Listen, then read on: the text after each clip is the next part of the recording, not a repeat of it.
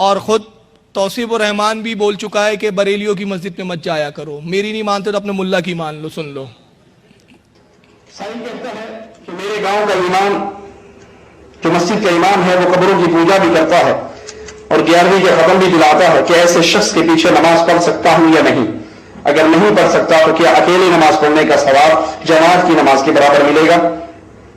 بخاری شریف کی حدیث میں ہے کہ فاسق فاجر کے پیچھے نماز ہو جاتی ہے. کوئی شرابی ہے، زانی ہے، چور ہے، ڈاکو ہے، قاتل ہے، آگے لگ گیا نماز پڑھا رہا ہے، پڑھ لو.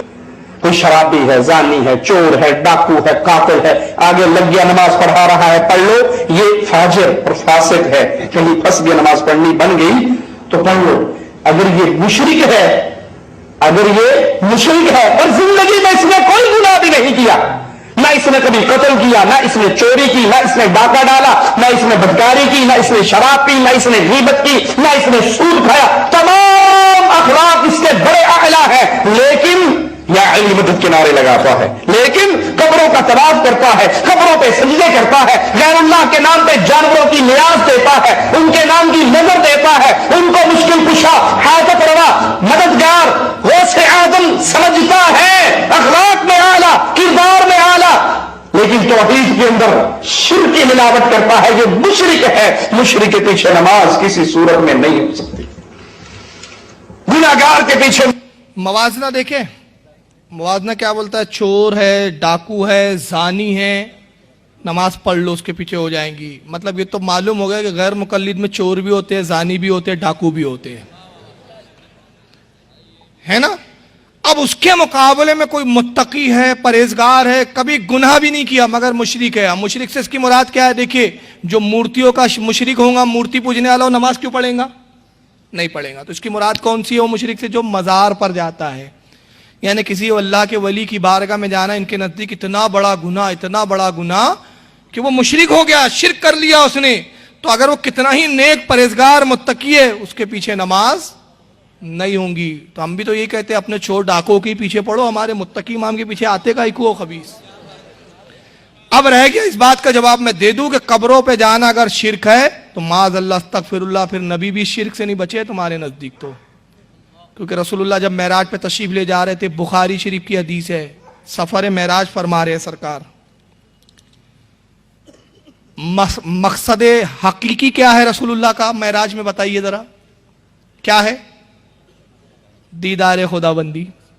اصل مقصد کیا ہے؟ دیکھیں جملے پہ غور کریں میرے. اصل مقصد کیا ہے؟ اللہ نے بلایا ہے اپنے محبوب کو کہ محبوب میرا دیدار کرو، ملاقات کرو. اصل مقصد. یہ مقصد اچھا ہے کہ برا ہے؟ اچھا ہے نا. اور نبی جا رہے ہیں اپنے رب کے دیدار کے لیے، جنت دیکھنے کے لیے، مگر حضرت جبریل کہتے ہیں یا رسول اللہ رک جائیے یہاں. فرمایا جبریل یہاں کیوں روک رکھا؟ یا رسول اللہ یہ موسیٰ علیہ السلام کی قبر ہے، قبر موسیٰ پہ رکے. تو جبریل نے روکا، نبی نے رک کے بتایا کہ جب اچھے کام کے لیے نکلو تو صالحین کی مزار پہ حاضر ہو جایا کرو.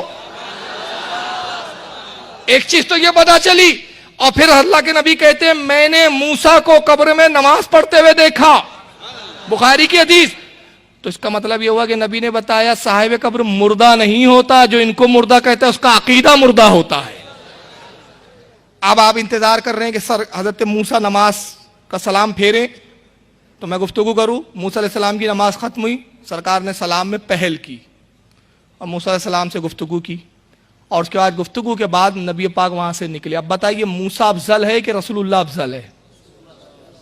کسی کو شبہ نہیں ہے نا. تو اصل مقصد تو معراج تھا، رکنے کی کیا ضرورت تھی؟ نبی رکے اس لیے بتانا چاہ رہے ہیں کہ میں افضل ہو کے ادنا کی قبر کی زیارت کرتا ہوں، تم ادنا ہو کے افضل کی قبر کی زیارت نہیں کرو گے. تو یہ سنت بنا دیا. تو قبروں کی زیارت سنت رسول، اور سنت رسول کے فعل کے انجام دینے والے کو، اس کے فعل کو کرنے والے کو مشرک کہنا، یہ دین میں بہت بڑی